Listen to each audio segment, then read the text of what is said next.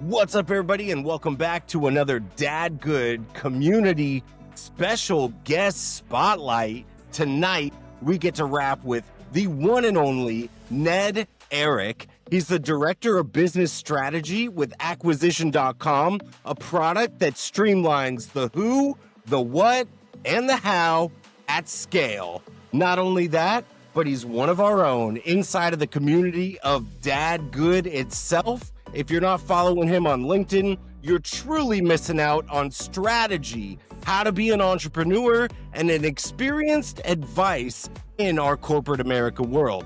So with that being said, my man Ned, how we living, dude? How's Vegas treating you? I saw you just moved out there, bro. Bro, we're living good. We're living real good. I love appreciate it. you guys having me on. That was a hell of an intro, bro. Hey, man. Like, I'm fired up. Bro, we Like, try let's and go. bring the heat, my dude. Come on. We try and bring the heat. That's Oh, what we you pay him brings the the big bucks. enthusiasm.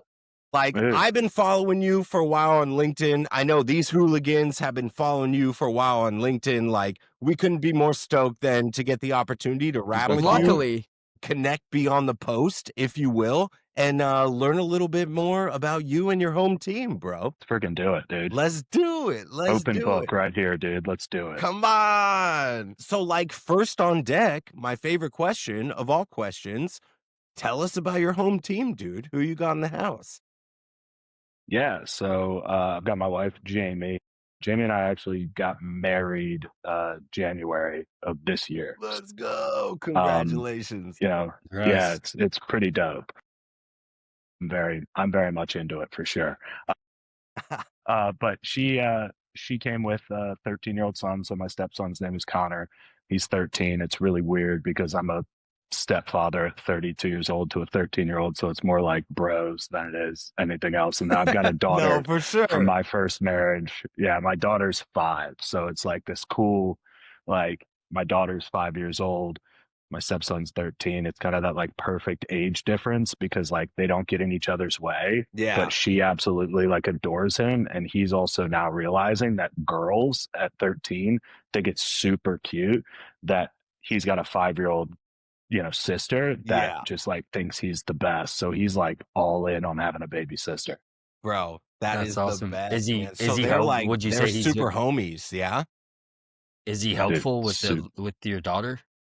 Dude, he is. Yeah, it's Okay, cool, pretty man. cool, man. He'll watch her, hangs out. He lets her like scare him when he's like playing Fortnite and pretend to be scared. So That's now cool, he's a dope big brother. It's awesome. That's cool. Man. Dang, that's so Sweet. fire, Love dude. that.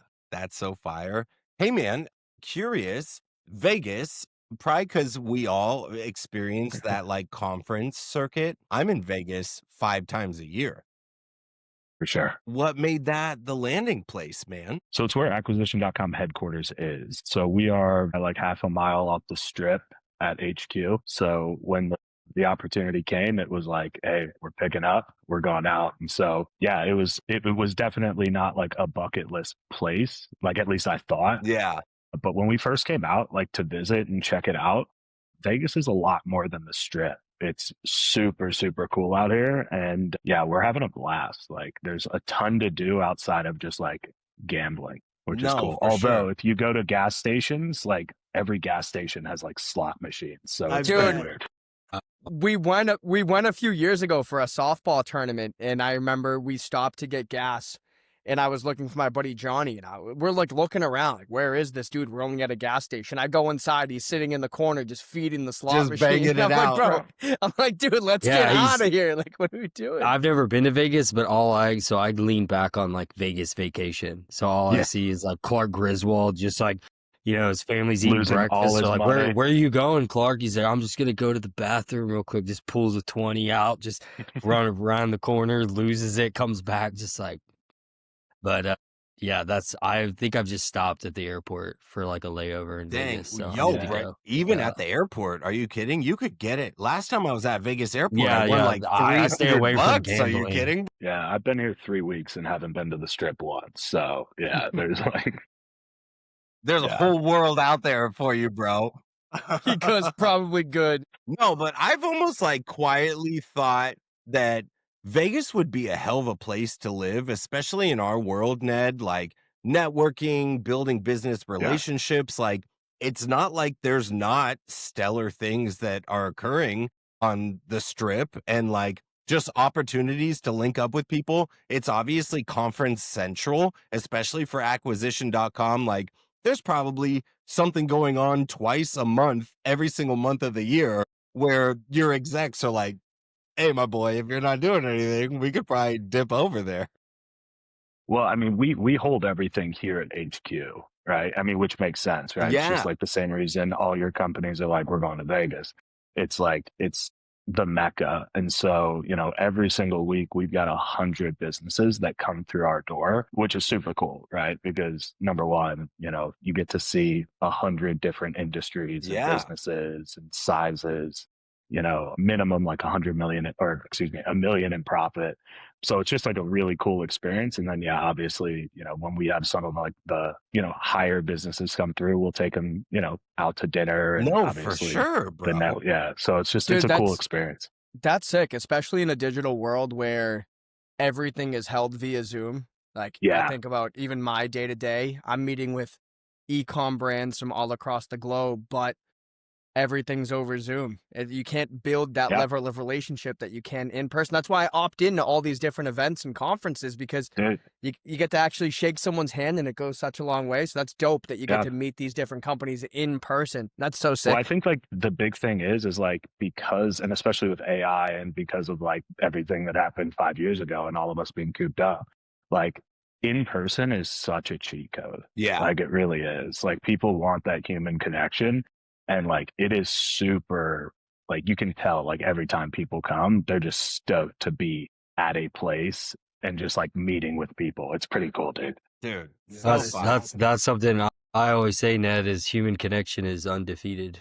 No matter Yeah. all the AI and technology, like make it as good as you want, but nothing is ever gonna 1,000%. beat like Well, not to mention, nothing. So it's I mean, I just- feel yeah. like even in today's world, you get, I don't even know what your inbox looks like, right? In the position that you're in. I don't even know how many spam or, you know, inbound emails or phone I'm sure calls it's you're crazy. getting. But yeah, It's living a in new a, email, so people haven't found it yet. Oh, there Not you go. yet. Well, what they, is it, they by the will way? now. They will No, now. I'm just kidding. But no, man, I mean, it must be tough, right? You're getting bombarded with spam emails and phone calls by AI and robots. But again, having that in-person connection just goes such a long way. And I aspire to have that soon and hopefully start meeting some more of my clients in person. Heck yeah. Hey Ned, I had a quick question, Ned. So I know you just moved to Vegas, landed a huge new role. Your company is in every news article and every post. It's everywhere. And we're a bunch of sales guys. I imagine there's a bunch of people listening in sales world. Can you give us a little bit of a peek into like how you landed? Kind of feels like the holy grail of sales roles, at least like in today's market. I mean, I won't even say the name, but it's just like dudes everywhere. So Yeah. can you give us a little bit of insight? I'm super curious. Yeah. Yeah. You can say his name. It's Alex Hormozy. But yeah, I you know, I mean, it really was. It was, you know, it was a right place, right time. And so, you know, previously I was the chief revenue officer at Addicts, home services company. We were actually in our second merger in like 2 years. So Damn. just everything going on in like the solar space and everything like that, we'd kind of created like a moat with roofs and HVAC, and the third largest solar company in the country came to us and was like, hey, we need roofs, we need HVACs, you guys have those, let's play around. And so at that point I was just like, you know, I'm not really interested in like kind of taking this thing public. You know, we had been my company that I had started been acquired, and you know, this is the second acquisition, kind of having to do another post-merger integration and just like all of that. And this role popped up, and it was literally just like apply, and they've got a pretty hefty application process. And it was one of those like, hey, if they call me back, dope, you know, if not, like I shot my shot, like you said, like this is, you know, this is like dream job central for sure. And so it's like, you know, they called me, and it was an intense interview process. Like, you know, I think it was close to 15 rounds, man. Dang, Really? man. Wow. And 2,000 so- push-ups. Rounds. Yeah. I'm not surprised. Nah, at but all. good for them, dude. Good for them. Yeah. Did you have like Well, dude, any I'll of tell those you, like, the panels where you got like multiple people, whether it's digital or was it all 1v1s? it was all 1v1, but it was very technical, like, and skill based. And Yeah. it was just like, what I loved about it was they were just so focused on culture and really putting a lot of emphasis on like, here are our cultural values. Like every single, like even the technical interviews were as much cultural as they were technical. Dang. And it's really cool because as I'm sitting here today, like I'm surrounded by like 100% A players. There's not one Yeah. person on this team that's like even an A minus, maybe me, right? I'm the A minus, and go. like just everyone just lives and breathes the culture. And the culture isn't that we've got Perrier in the fridge and energy drinks, and it really is that these people like believe in the core values of just competitive greatness, unimpeachable character, and understanding that those two right there are just so impactful for us to be able to grow and be able to serve our customers and like the clients that walk through in our portfolio companies. And one of the ones that like really stuck out to me, it was actually my second interview, and it was with my now boss. And he was just like, it was a legit technical interview, and he started it by like literally saying the core values out loud, like just like to me, like, hey, I just want to remind you, here are the core values. Sick. It was just like, and then it was like, hey, we're gonna do a case study together. Yeah. But like it just stuck out to me of Bro, like, it sounds next dude, this is level real. for an interview because, like, I'm Yeah. sure you've done the mundane. We've all done the mundane interviews where it's like, "Hey, Yeah. what's your biggest weakness? Tell me your greatest," and Yeah. shit like No one that. asked me that. That sounds like a different type of flavor of like, yo, one dude, like, no surprise, not to like gas you up, but head of sales over at Canny, head of growth at Closed Loop, and then CRO at Addicts. Like, you've kind of been on this sales trajectory of excellence. So, like, bro, I guess I'm curious, like, what got you into this sales corporate world in the first place? Like, what's your approach? What jives you up, bro? Yeah, it was totally an accident. Out of grad school, I went and worked for a company called Professional Health Choice, and they were a healthcare actual like investment firm. So they invested in doctors' offices. I like I got a role, and I thought my role title was analyst, and I thought that meant like Wall Street. Yeah. No, it meant like knocking doctors' office doors. And so I learned sales there, and I kind of fell in love with it. And it was just like, oh, dude, this is dope. Like, I get to like wear a suit every day and like talk to doctors. Like, I thought I was a big No, shot. for sure. And so, yeah. So it was like, it was one of those where I just kind of like fell into it. I think that's like a lot of people's stories, but, it stuck with me. It was like, no, I think I could go do this. And like, the first commission check didn't hurt either, No, right? for sure. It's like, That's why we're in the wow, game. like the commission check didn't hurt at all. But it was cool. And like I've had a lot of mentors in my life, and a lot of just really cool people that have given me opportunities that at the time like I just wasn't ready for, didn't deserve, and they saw potential in me. And it's like this trajectory that I've been on is very much an other people giving me the opportunities. And that's a huge part of why I do what I do, and why I provide the information I do and try to be as tactical as possible, is because like if I can even just help one person kind of like realize, hey, like this, they might be having a bad month, but like, hey, I read one of Ned's posts and I went and tried this thing, and now I'm having a better month. Like that's a win for me, and they don't even have to tell me about it. Just go do it. No, for sure. Dude, that's so beautiful. And that's kind of a good segue. And then after this question, I want to hand it over to the Dadgood guys. Like, you're obviously, again, not to gas you up, but you're kind of monumental on LinkedIn. You're posting multiple times a day. It's just so threaded with value and your kind of unique experiences. Like, even this week, you posted something about like appropriate leadership and what the type of leaders that people should look up to in terms of striving and being able to access that growth. Like, how did you kind of get inducted into the platform, and like when did that journey on LinkedIn start for you? Shit, I don't even remember, to be honest with you, at this point. It's been that long. Like, I think I was like semi OG, and it was like, I mean, it was before posting was like really a thing, Yeah. Because it got you know, weird, but bro. You can admit in the last couple of years, it got super it, weird, and I'm here for it, but that's not how it was when you started out. no, like, I mean, probably my first post, I was like the only like, because it was back in the day when if you liked your post, the algorithm would send it out to everyone else. Okay. So like, yeah, like that I would fell off. like, unlike. Just keep rinse and repeat, baby. Yeah, so that was sort of the time there. But yeah, it was actually like Dale Dupree. You guys might know Dale. Yeah. Dale's a really good friend. He at the time he was living in Orlando. I think I might have been in Tampa at the time, but he and I connected, and he was already like doing he was the copier warrior back then. That was Yeah. before the sales rebellion. And he was like, bro, you need to post about your day to day. And I was like, cool, I'll do it. And here we are, probably, I mean, I met him in like 2018 or 19. So I definitely wasn't in Tampa at that time, but I met him online 2018. Hell yeah, man. I mean, look, even for young squires like us, it just shows like the consistency pays off. And if you are trying to add value, but also add like that humanization, like you post some silly stuff too. Like you very much show who you are as a person outside of like just Yeah, trying like a to. silly goose stunt. Yeah, dude. No, bro, I'm all about it. And I tell me a love little bit this about direction how. LinkedIn took.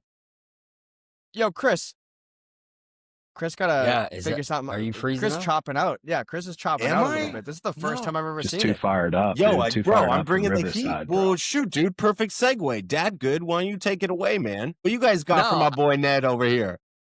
Yeah, I mean, just to someone who I started posting on LinkedIn like earlier this year, and I know how tough it Same. is to keep up with it every single day. Like I feel like all of us in this pod right here, like we try to show up as much as we can, but seeing how much traction, how much growth you've gotten from the platform, would just love to hear from you. Like, how do you always stay inspired to keep posting? Like, what makes you do it? You know what I mean? Yeah. Yeah. I mean, I think like the biggest thing is just we all have a life and like it's worth sharing, right? Because there's someone that's been there, going through something and you can just post about that. And I think that's just kind of the thing. Like, I don't have an Instagram. I have a Facebook that I haven't gone on since like 2014. It's like, this is my social media platform. And it's like, so if, the people in my life want to know that I'm alive, that's where they're going to figure it out. Right. So, but really like what keeps me going is the fact that like I still have stuff to share and I'll probably continue sharing until that day ends. And I don't see that being anytime soon, especially with this, new role. And it's like literally today I talked to 3 separate companies doing 3 different things. And, there's a lot to share from that. So yeah, I mean, it's just like, that's the biggest thing. Just like you've got something to share. And here's the thing. Who cares if anyone likes it or comments on it? Like I've had posts that literally I posted 2 years ago that people will find. And especially now with this new algorithm where like posts 2 weeks ago pop up.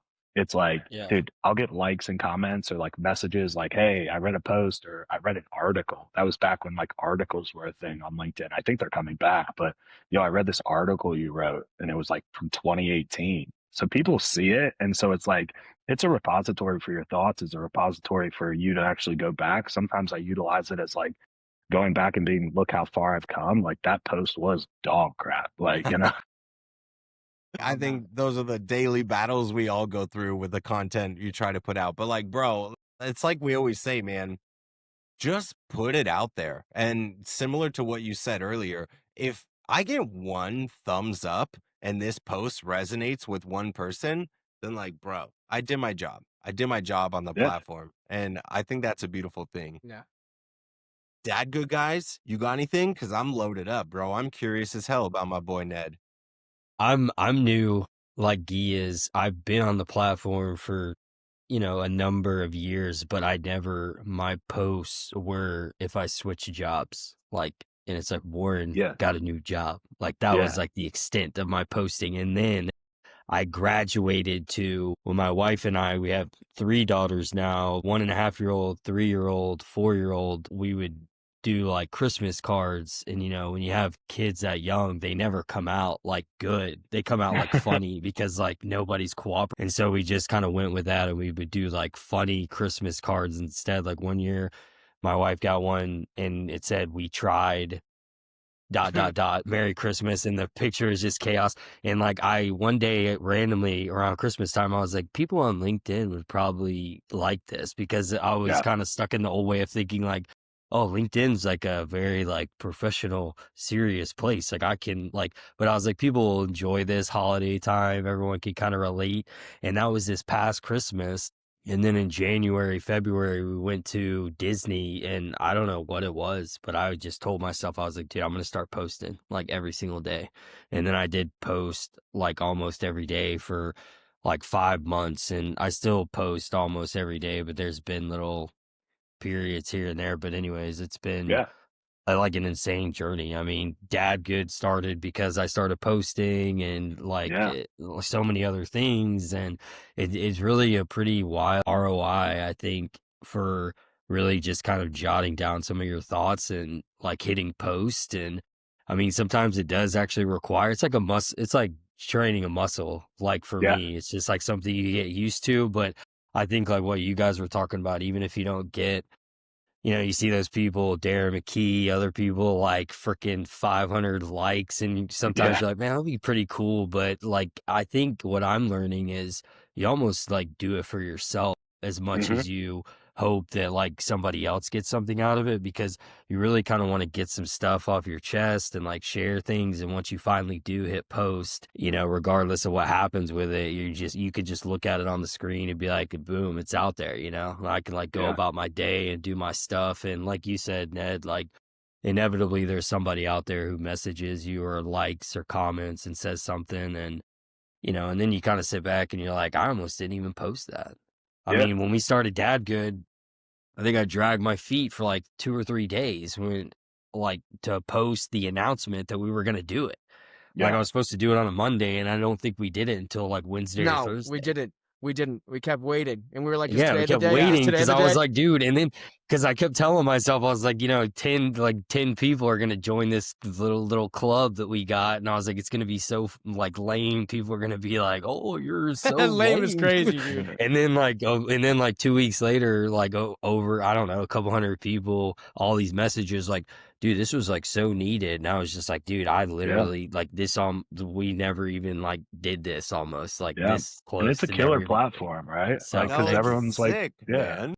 It's like, dude, I think it's difficult, right? Like to be a dad but also have like just all of this like ambition and goals, and you kind of see this like just like, I guess what you'd call like idealistic version of it that's on social media, and no one like talks about how they show the good Christmas card. They don't show the one where the kids are crying, and like it's like, dude, they don't show the day to day, and that's what I love about what you guys are doing. It's like, dude, it's not easy. It's funny you mentioned that. I remember, so we just had our second son a few months ago. Nico just turned 2 months on the 3rd. And the day after we got home from the hospital, I remember it was me, my wife, my 2 sons, and our 2 dogs. The house was just turned upside down. My wife was breastfeeding. She had some milk like leak on her.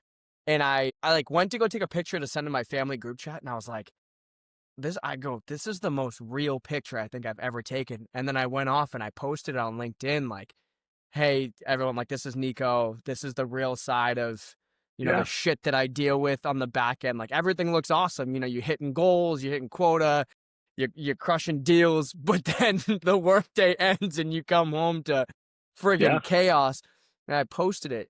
And that was one of my better performing posts. And I got some messages and it felt phenomenal. People were like, thank you for showing the real side of life. Because 100%. again, no one really shows that. And it sucks. You go on social media, you see fancy cars and fancy lifestyles. It's not everyone's.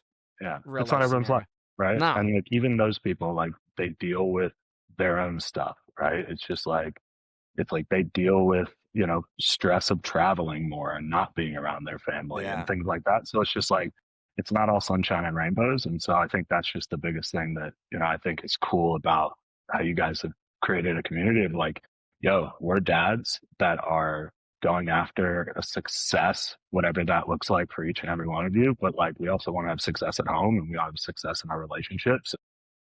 Sometimes that means that it's about the quality of time with your kids and your wife, not the quantity of time. But it's having a group of individuals that understand that and like you can lean on. I think that's super, super important. No, for sure. Heck And yeah, that's dude. kind of like the heart of the community in itself. Bro, I wanted to ask, like, how did you find out about Dadgood in the first place? Like, second connection, you just saw some noise on the timeline. Like, how did those dots get I connected? think I was connected to like all of you guys. Like, I think at one point, and yeah, I think Warren, he may have even like invited me, or maybe it was Guy. So Yeah, yeah, maybe. I think I One of was, us, one of yeah, us, Ned. One of us probably saw your profile. And was like, I don't know this dude, but he's badass. So definitely gonna invite him. in. I mean, yeah, it was, let's just be honest, dude. Like you can when you start playing on LinkedIn enough, you can like do a quick No, you profile spot him check, and real you're just quick, like, bro. You know who's yeah, I you think know you're that's who's just a in like the this cut. guy. Yeah, Dude, you're that's like a this real thing. guy's like so. Yeah, man, that's awesome, dude. But that's I another love funny that. point to like Warren just said is like, I don't know the statistic on who shows up on LinkedIn. It's like a fraction of a percent of people that actually post consistently. From what I've been noticing, it's the same people over and over. You get a sense of like, hey, these are the LinkedIn people. Like, yeah, there's probably a couple hundred people that they pop up and you're like, yeah, I may not know them personally, but I've seen them show up on LinkedIn. There's not many of us that are posting consistently. So to Warren's point, yeah, it's like you know who the cool dads are. You know what I mean? And they pick them out from a crowd. Like, unfortunately, it's just the harsh reality of it. It tell my says kids only that. about 1% of LinkedIn users post content on a daily basis. I honestly would think it's Probably even less than less that. than that. Probably Yeah, less. because like But it's like because that's a quick posting little is, chat yeah, for you. So yeah, I because I think think it's less than posting that though. is subjective, right? Like I think Yeah. a lot of times, like Warren, you were saying, it's like I bet you would have been considered someone who posted when it was like job postings or like hey, I got a new job, like, and like how Yeah. frequently are they posting to be counted as a poster? Yeah. Posting company stuff. I used to think Yeah, that was post. yeah. I was like, dude, Guilty. I just reposted a company post today. Like, dude, I was like, I'm good. Dude. Like, little did I know, like, people were just like out here. Dude, it's a whole nother world, man. Just one Yeah, sentence, little bangers out there, just so many different things. And I do love the people who come out and they're like, dude, you should like do it like this or do it like that. And I'm just like, man, there's not really any who rules out cares? here. Like Yeah, Charles knows I'm talking about some certain people. Like, man, you should like do it like this. You want people like hanging out, read more. And I'm just like, nah, man. I'm just like, it's just gonna be a post, and then we're gonna do another one. Maybe even in a couple hours, we'll do another one. So it's dude. like whatever. Ned, and back on that tip on LinkedIn and just being real, and then just like dad getting the platform, just showing up real.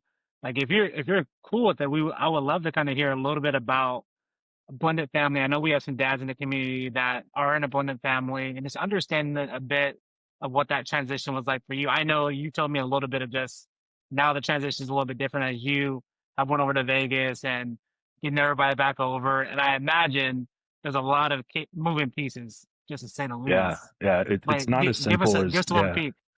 yeah. It's not as simple as just sitting everyone around the dinner table and being like, hey, guess what? So yeah, it's blended families are interesting for sure. They can be positive if you make them positive. They can be negative if you if you make them negative.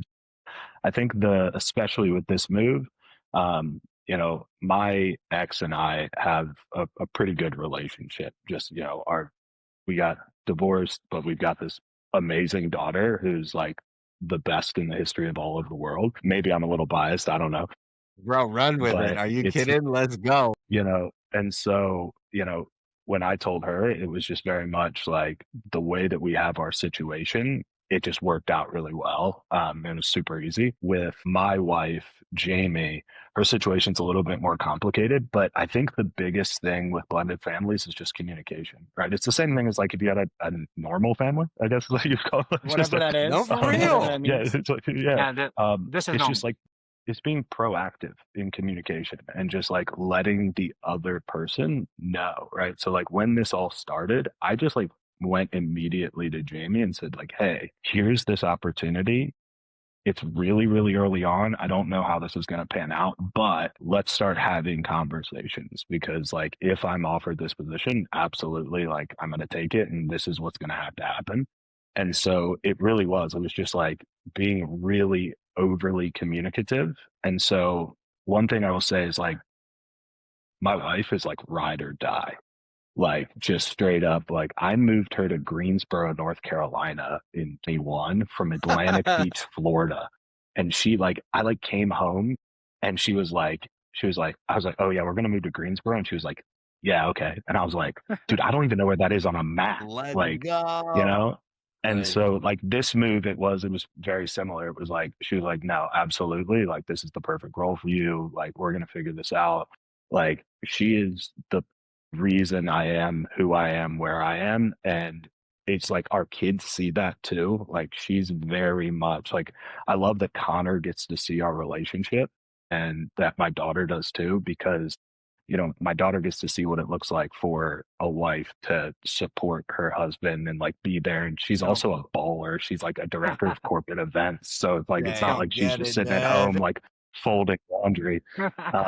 You know, she's got her own life and she's just always like, yeah, I'll do whatever, wherever you lead us, which is just a really cool experience to have. And then, you know, Connor gets to see like, you know, what it looks like for a good relationship to happen and just like two individuals that support each other. And I think this move was a really, really big event for the family that could have gone one of two ways. Like it could have been, hey, we're just going to like, there's no way this is going to happen. You know, Ned, you're going to move to Vegas and the rest of us you're going to have to go back and forth on holidays. And that would have been hellish for sure. But it turned into like the perfect event that has just been just the consistently just confirmed that it was like the right decision for everyone involved. And it just all started with like this over communication and this pre communication that just, you know, I think is important in any relationship. No, for sure. Right. Dude, that's such heat. I love that. That's I such love heat. that. Real quick, first, before I want to ask before I forget, because we're on sales, but I feel like even though we're in sales, most of us are. I'll talk for myself. I stink at over communicating to my wife, even though But yeah. all I do for a living is talk. Like that's all I stink and do. Like, what is that something that you just always had a knack for? Like, help us on that side. But I think in general, most of us think at that. But and it's weird. I'm even talking about the subset of salespeople. Like, all we do is talk. Like, our job Yeah. is to over communicate, set expectations, make sure there's alignment, et cetera, et cetera, et cetera. And then we get into the situation with our spouses, we're like, yo, like, why is there so much friction? So I'm curious, like how that is for you, because I think I'm still learning, and I still like sometimes at the end of the day, I'm all talked out, to be honest. Like I Yeah. don't want to talk. Like I Yeah. genuinely don't want to have like any deep conversation. So I wanted to understand. I imagine for you and where you're at, like you're probably having way more conversations that are more taxing, things like that. So just curious what that looks like for you. Yeah, well, I mean, to answer your first question is like, yeah, I have a divorce, so no, communication was not always my good thing. Like, but what I will say is like, I've made it a point to, I think I just like understand, it's about understanding who your spouse is, right? And I know that like Jamie wants to know, like, hey, if I'm not going to text her for 3 hours because I have like three back to backs or like, you know, shoot, you know, tomorrow and Thursday are like all day client events here on campus, like, I'm not going to be able to I'm not gonna be able to text her all day. It's just like being able to say like, "Hey, I'm gonna text you at 10:30 because we have a break," and like just being really, you know, that way. But then also at the end of the day, it's about coming home and being as present as possible. Hell Like yeah, Jamie and I bro. always talk about like quality versus quantity because I think like you know we've had seasons where we've had a quantity of time together and it ends up like just us sitting and watching Netflix. Whereas like now, because we know like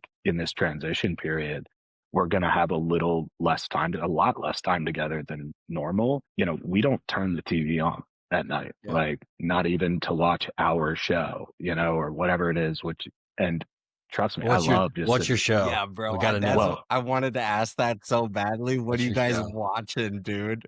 Come on. so the last thing we watched together was Landman. Okay. So I've it was Fire. on I've heard of Paramount. that. I haven't No, watched it, but I've Landman heard is of up it. there, dude. Landman is sick. It was good. Yeah, it was really good.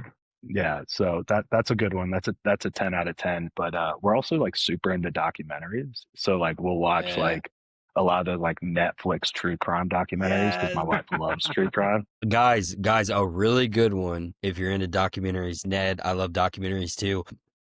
20-year anniversary of Hurricane Katrina was just at the end of August, and there's a Hurricane Katrina documentary on probably Netflix and Hulu, Yeah, but it I've seen it. is just, I mean, it's you know, I mean, everyone knows the story, but you get like the real backstory. It's like very tragic, like how it was all handled. And obviously I was like a young kid at the Yeah. time, so I just heard like, oh, this is crazy, like a lot of these folks are gonna be like coming, you know, like trying to leave and stuff. But anyways, talking about documentaries, if you guys get a chance, that one's really Warren, good. you So kind of strike me as a Shark Week guy. I don't know if I ever brought that I up. am. But He Well, does have look, that guys, so going on. I have a, it's funny, I'm a big shark person. I have a shark tattoo, and I mean, I shouldn't be surprised. I have 3 daughters, and they're all obsessed with sharks, probably because I've been showing them my shark tattoo their whole life. And now, when Shark Week does come on, like even my 3-year-old is like, I want to watch the sharks, and I'm like, none of you can even comprehend like what we're watching scuba divers going and like tagging you sharks, don't even but know they're all how like, important this is. yeah, they're all like obsessed with sharks. And I told my 4-year-old, I was like, you know, there's like, you could be like a marine biologist one day, honey. Like you could like go and, you Yeah. know, study the ocean and like study sharks. But then I'm also kind of like, damn, like, do I want to tell her to do that? But anyways, Yeah, like, right. yeah, they're Suit all up, obsessed get in with one of sharks. those cages, little girl. Let's go. You know what? Maybe go. Maybe not. Yeah, I don't know, man. But I love that. That's sick, man. No, dude, I'm always so interested what some of the people we're talking to are watching on TV. I love that. Big documentary guy. Yeah, one thing before Chris, you take over because I know you're gonna spiral. Ned, talk to me about the workout regimen. I know you stay in shape. You're juggling a busy lifestyle. You know, the kiddos, the fam, a move. Tell you're in shape. I mean, I see your posts. Talk to me about how you keep up with it because I know a lot of the dads out here, you know, struggle to find that balance. So would love to hear kind of a little bit about how you make it happen. Yeah, it's a 3:15 a.m. alarm. That's how I Wow. make it. Thanks, Ned. Really, Come on, dude. bro. I need to get Yeah. on my, I need to get Has back that- on my thing. Has that been a thing for a while, or is this something that you recently implemented? Ebbs and flows, but it's consistent, right? It's just like I know that I've got to be in the gym at a certain time. You know, for me right now, especially, like it was super easy coming from the East Coast to the West Coast, right? Because 3:15 is Yeah. 6:15 Okay. So you East caught a Coast time, couple hours. right?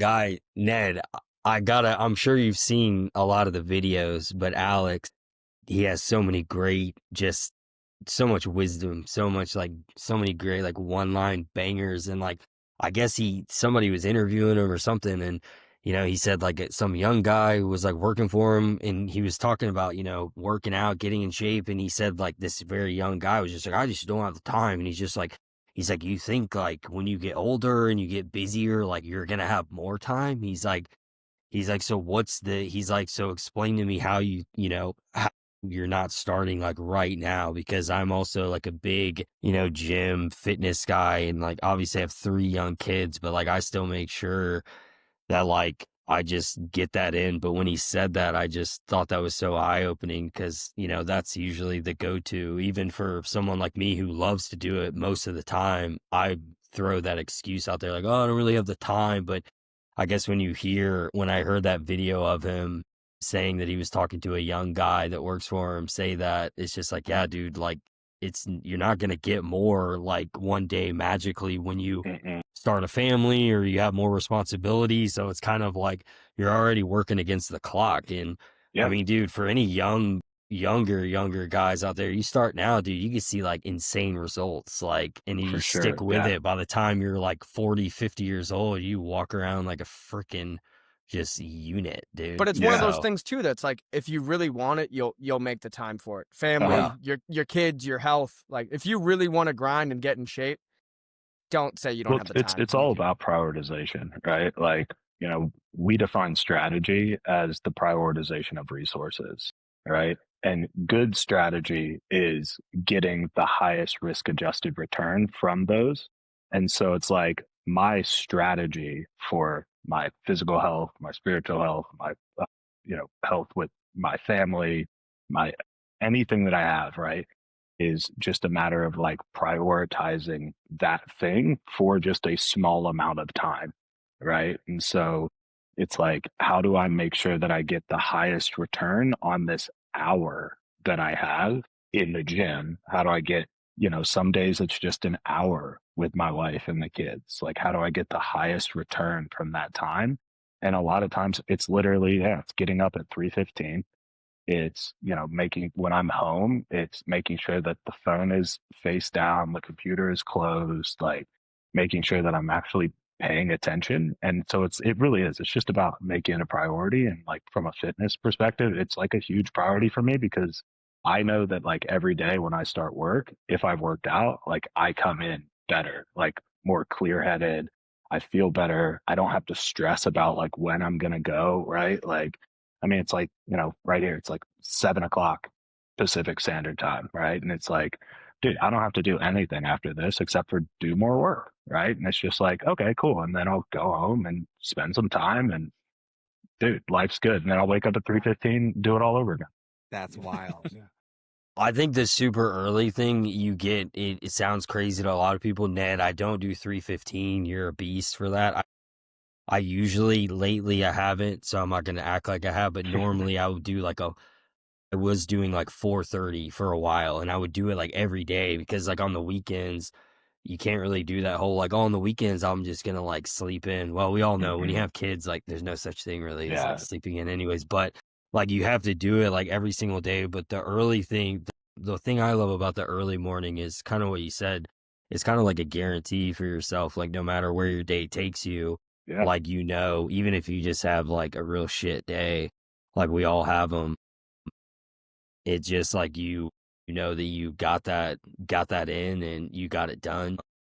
And so for me, and I think too, the mental fatigue at the end of the day was like hard for me to train at night because I used to dabble and like, oh, maybe I'll like train at night. I have friends who are like, dude, you're like way stronger at nighttime, which like I don't really care about that either. But I'm just kind of like, but by the end of the day, especially once I became a dad, I was like, dude, like I'm not necessarily physically tired at the end of the day, but mentally, I'm just like, I just want to kick my feet up and watch a documentary at night or something. Yeah, talk yourself out. It's like, I can go tomorrow. Yeah, it's like, oh, whatever. The workout would get pushed, and then I was just like, I'm noticing a pattern here. I need to be going in the morning and check that off the list first thing. Yeah, so, exactly. Yeah, man. No, you nailed it. No, for sure. Yo, Ned, You got to hit that. was a discipline. workout? Yo, Ned, real quick, was a fitness test a part of the interview process? Like, do you need to get in there? And I'm just curious, is everybody jacked up in there or what? Dude, it's pretty wild, dude. I'm like the dumbest and the fattest.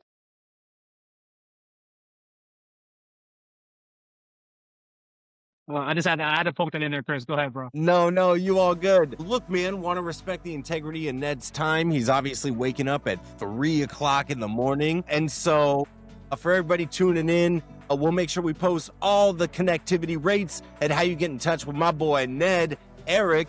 He is truly showing up. He is a highlight example for not only an incredible father, but somebody who's really doing everything that it takes in the corporate world. If you're in sales and you're not following this dude on LinkedIn, you are for sure missing out. This dude is hitting you gems and golden nuggets of value each and every single day. This is Dadgood Community Spotlight. You can check us out on YouTube, Spotify, and Apple Podcasts. And don't forget, all the latest Dadgood updates coming at you at your LinkedIn timeline. My guy, Ned Arick, thanks for hanging out with us tonight, man. You're the real MVP, brother.